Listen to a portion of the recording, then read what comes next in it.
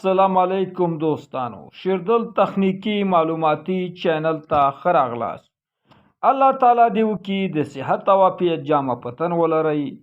زموږ د نن ورځې ټاپک او موضوع ده څنګه کولی شو تھری پیز موټر ته کپسټر نصب او انتخاب کړو. په هغه صورت کې کله چې غواړو تھری پیز موټر په سنگل پیز سپلای باندې وچلوو.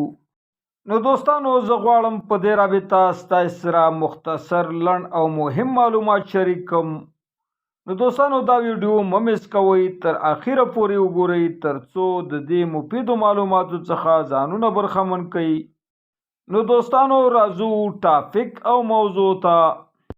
کله چې موږ سنگل پیز موټر ته کپسټر نصب انتخاب او کنیکشن کوو، لکه څنګه چې تاسو ته معلومه ده د موټر پاور ریټینګ په ایچ پی وي یا په کیلو واټ باندې وي.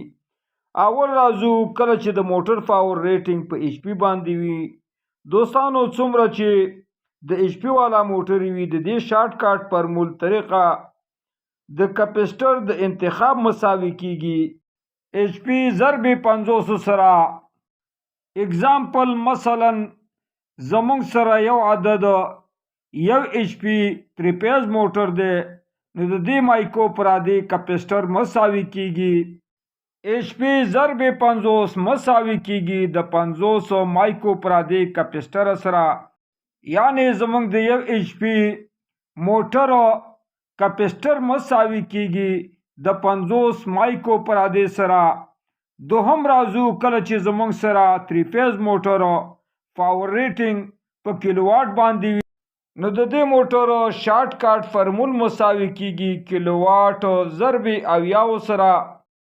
اگزامپل مثلا زمونږ سره یو عدد 2 کیلو واټه تھری پیز موټر دی، موږ غواړو دا په سنگل سپلای باندې وچلوو، نو د دې شارټ کټ فرمول مساوي کیږي 2 کیلو واټه ضرب 80 مساوي کیږي د 140 مایکو پرادې کپسټر سره.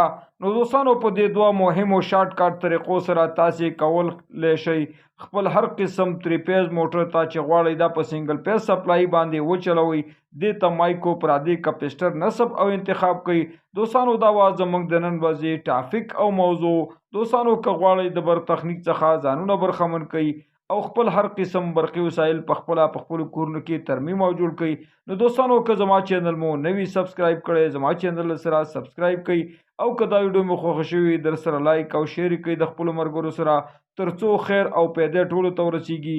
دوستانو، ستاسې د توجه او لیدو او اوریدو څخه یو نړۍ مننه. السلام علیکم.